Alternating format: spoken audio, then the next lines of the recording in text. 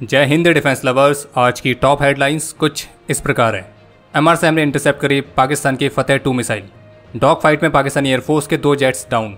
भारत की जवाबी कार्रवाई में पाकिस्तान का सरगोधा एयरबेस भी हुआ है तबाह। और जानिए क्यों करी पाकिस्तान ने सीज फायर की पहल।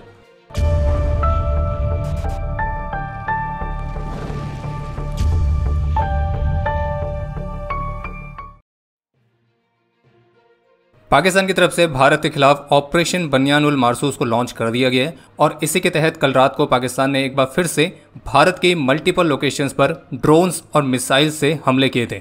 और इसी हमले के तहत पाकिस्तान ने अपनी surface to surface ballistic missile जिसका नाम है फतेह 2 तो वो भी भारत की तरफ फायर करी थी। लेकिन भारत के एयर डिफेंस सिस्टम ने हरियाणा के सिरसा में ही पाकिस्तान की इस फतेह 2 को सफलतापूर्वक इंटरसेप्ट कर दिया था।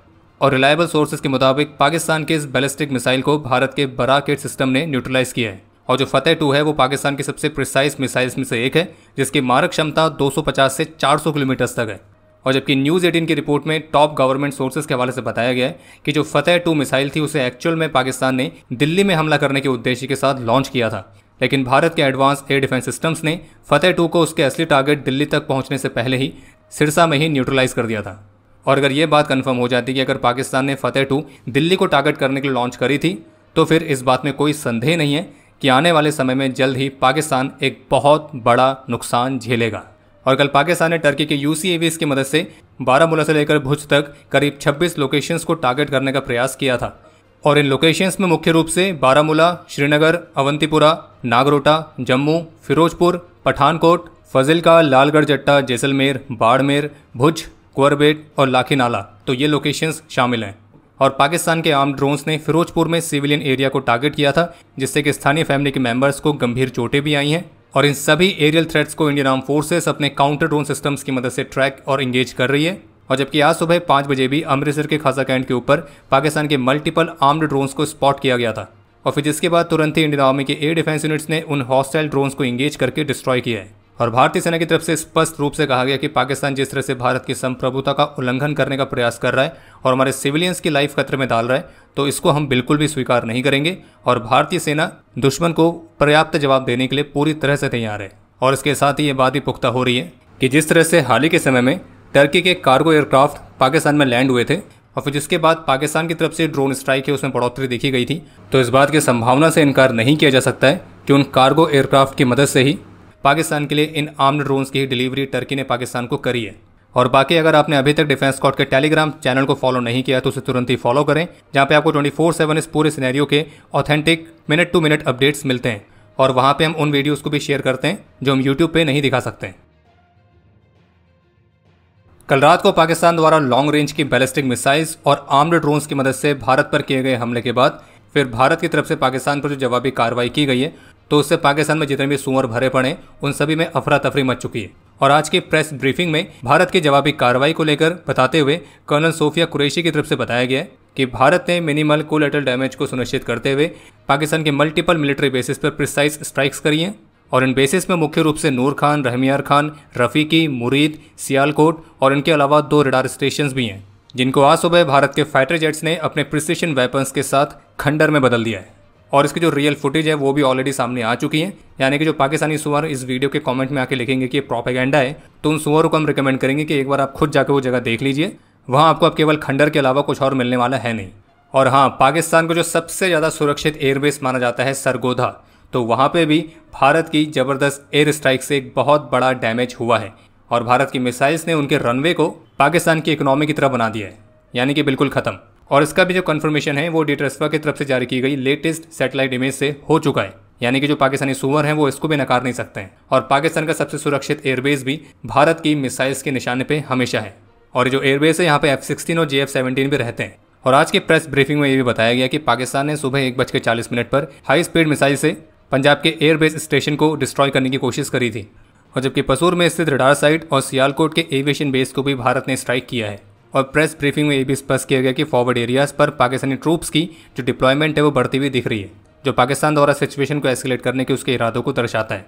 लेकिन इंडियन आर्म फोर्सेस पूरी तरह से ऑपरेशन रेडीनेस कंडीशन में है और वे हर तरह का जवाब देने के लिए पूरी तरह से तैयार है। बाकी ये भी सामने आया है कि पाकिस्तान ने कल ड्रोन्स की मदद से श्रीनगर, अवंतीपुर और उधमपुर में एयरफोर्स बेसिस के जो मेडिकल सेंटर्स और स्कूल्स हैं तो उनको भी टारगेट किया था। और जबकि जम्मू सिटी में सिविलियन बिल्डिंग्स को भी पाकिस्तान ने टारगेट किया है। हालांकि अच्छी बात है कि इस दौरान हमारी तरफ कोई कैजुअलिटीज़ नहीं हुई है। बाकी पाकिस्तान के रहमियार खान एयरबेस पर भारत के एयर स्ट्राइक की जो वीडियो सामने आई है तो उसमें आप क्लियरली देख सकते हैं कि भारत का जवाब कितना ज़बरदस्त था। और उसमें जो बड़ा सा गड्ढा आपको दिख रहा है तो एक्चुअल में वो गड्ढा पाकिस्तान का भविष्य दिखाता है कि कैसे एक दिन पाकिस्तान इसी तरह के गड्ढों में हमेशा के लिए दफन हो जाएगा।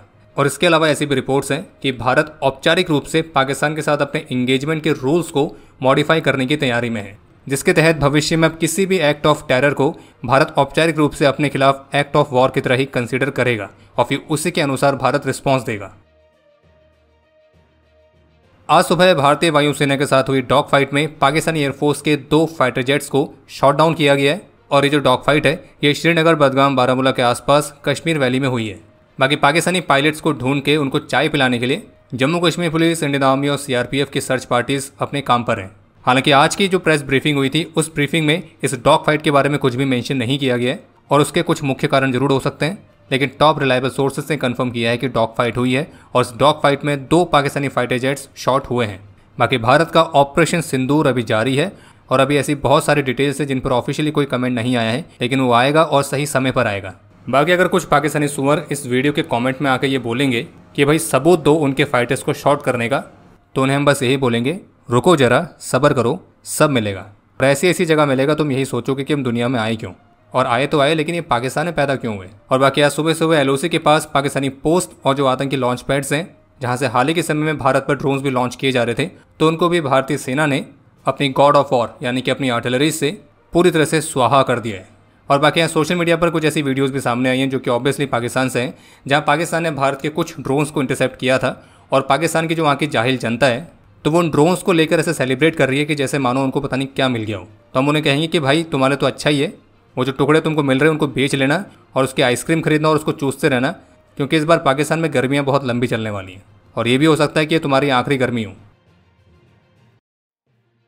भारत के खिलाफ मिलिट्री एक्शन में फेल होने के बाद अब पाकिस्तान ने अपनी उस टैक्टिक को और बढ़ा दिया है जिसमें वो सबसे बेस्ट है, और वो क्या है, प्रोपेगेंडा, फेक न्यूज़ और मिस इन्फॉर्मेशन फैलाना, जिसका काम केवल दुनिया को ही मैनिपुलेट करना नहीं है बल्कि अपनी खुद की जनता को भी टूतियाँ बनाना है। और हम फिर से कहेंगे, हम कभी कभी चौक और टॉप भी बोलते हैं। पर खैर प्रोपेगेंडा यह है कि पाकिस्तान की तरफ से क्लेम किया गया था कि कल उन्होंने अपने स्ट्राइक में भारत के S-400 एयर डिफेंस सिस्टम का बेस, ब्रह्मोस मिसाइल का base, Nagrota airbase, Jammu airbase, Bathinda airfield, new Delhi airport, तो इन सभी को डिस्ट्रॉय करने का दावा किया था। तो आपको बता दें कि सारी की सारी फेक न्यूज़ है।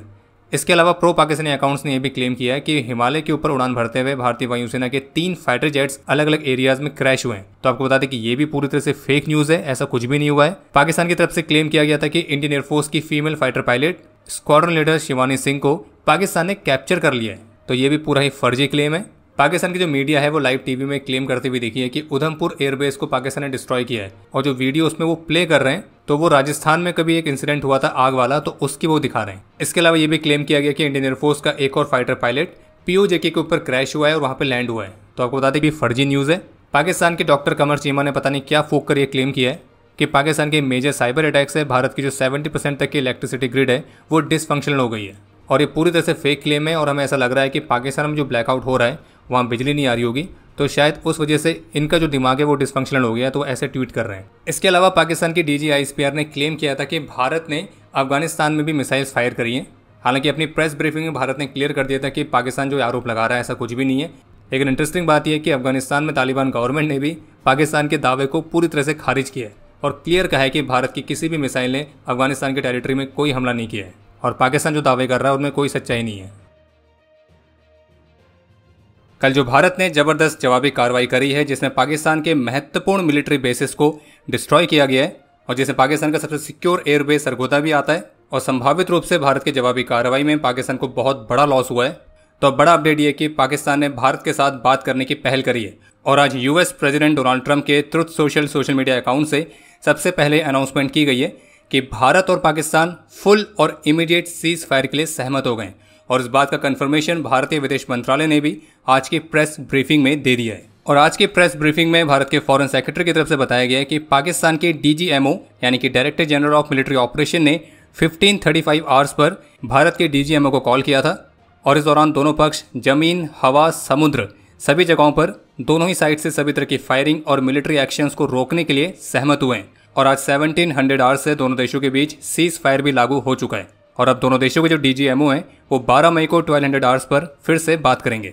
अब इससे पहले कि आप ये सोचो कि भारत इतनी जल्दी क्यों मान गया, तो यहाँ पे कुछ पॉइंट्स हैं जो कि हमको समझने पड़ेंगे। सबसे पहला पॉइंट ये है कि सीज फायर के लिए भारत ने नहीं बल्कि पाकिस्तान ने पहल करी है। और जैसे कि भारत ने पहले ही कहा था कि वो एस्केलेट नहीं करना चाहता है, वो बस पाकिस्तान के एस्केलेशन को रिटेलिएट करेगा। और जब कल पाकिस्तान की हरकत के बाद भारत ने रिटेलिएट किया, जिसमें पाकिस्तान के कुछ महत्वपूर्ण मिलिट्री बेसिस टारगेट किए गए थे, जिनमें पाकिस्तान का सबसे सिक्योर एयरबेस सरगोधा भी आता है, संभावित रूप से इस दौरान पाकिस्तान को बहुत बड़ा नुकसान हुआ है। और कल जो भारत ने जवाबी कार्रवाई करी थी, तो उसके बाद से पाकिस्तान को समझ में आ गया है कि अब वो भारत के साथ सिचुएशन को और एस्केलेट नहीं कर सकता है, क्योंकि अब उसकी हालत नहीं है कि वो भारत की और भी ज़बरदस्त जवाबी कार्रवाई को झेल पाए। और कल जो भारत ने जवाबी कार्रवाई करी थी वो भारत की एक्चुअल कैपेबिलिटी का थोड़ा सा ही हिस्सा है, और जिसकी पुष्टि आज की प्रेस ब्रीफिंग में भारत के मिलिट्री ऑफिशियल ने भी करी है कि भारत ने अपनी जवाबी कार्रवाई में पाकिस्तान की ऑफेंसिव और डिफेंसिव दोनों ही तरह की कैपेबिलिटीज़ को डिस्ट्रॉय कर दिया है। और बात सीधी सी है, अगर पाकिस्तान की ऑफेंसिव और डिफेंसिव दोनों ही कैपेबिलिटीज़ डिस्ट्रॉय हो चुकी हैं, तो फिर पाकिस्तान अगर चाहे भी तो भी वो भारत के साथ सिचुएशन को अब एस्केलेट नहीं कर सकता है, क्योंकि पाकिस्तान के पास अब कुछ खोने के बाद अब केवल एक ही वेपन बचा है, उसका अपना कटोरा, जिस पे वो भीख मांगता है। और आज की शाम वाली प्रेस ब्रीफिंग से ये भी स्पष्ट हुआ है कि भारत ने पाकिस्तान एयरफोर्स के टोटल 11 बेसिस पर स्ट्राइक करी है। कहने का मतलब ये कि 12 घंटे तक जो भारत की मिलिट्री ने पाकिस्तान की जो ठुकाई करी है, तो उसका परिणाम है ये सीज फायर। और जैसे कि यूएस ये क्लेम कर रहा है कि भारत और पाकिस्तान दोनों न्यूट्रल साइड पर बातचीत करने के लिए तैयार हुए हैं, तो यहाँ पे बात गलत है, क्योंकि भारत ऐसे किसी भी साइड पर ऐसी कोई भी न्यूट्रल टॉक्स के लिए कोई सहमत नहीं हुआ है। इसके अलावा डॉग फाइट में पाकिस्तान के 2 फाइटर जेट्स के शॉट होने की रिपोर्ट है, और जब से ये पूरी टेंशन शुरू हुई है तो उसमें F-16 और J-10C, तो ये दोनों फाइटर्स भी भारत के सामने नाकाम हुए हैं। इससे पहले भारत की तरफ से भी थोड़ी देर पहले ही वार्निंग आई थी, जिसको हमने पहले वाले अपडेट में कवर किया है कि अब से भविष्य में किसी भी तरह के एक्ट ऑफ टेरर को भारत अपने खिलाफ एक्ट ऑफ वॉर की तरह ही कंसिडर करेगा और उसी के अनुसार कार्रवाई करेगा।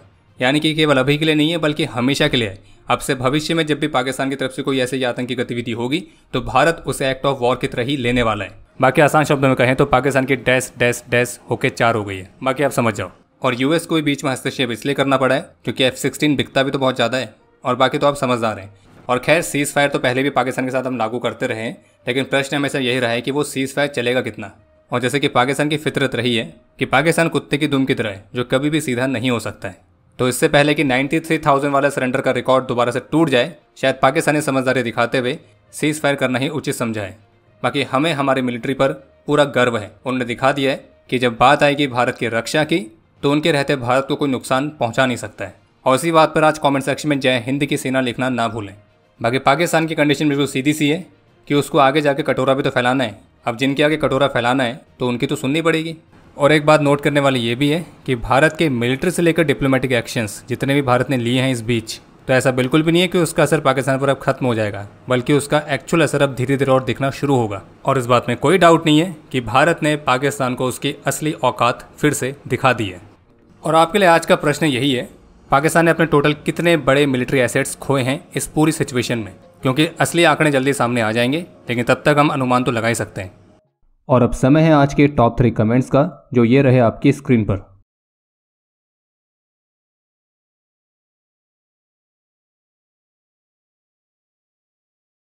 उम्मीद है आपको आज का एपिसोड पसंद आया होगा। पसंद आया तो वीडियो को लाइक करना ना भूलें। आपके कोई भी सुझाव या सवाल हो तो उसके लिए कमेंट सेक्शन ओपन है। और अगर आप डिफेंस रिलेटेड और भी एक्सक्लूसिव कंटेंट में दिलचस्पी रखते हैं तो आज ही प्ले स्टोर से डिफेंस स्क्वाड की सुपर ऐप को डाउनलोड करना ना भूलें। और अगर आप चैनल पर पहली बार आए हैं तो squadron.in पे जाके हमारे नए डिज़ाइंस को भी चेकआउट जरूर करें। बाकी जल्द मिलेंगे नए एपिसोड के साथ, तब तक के लिए जय हिंद, जय भारत।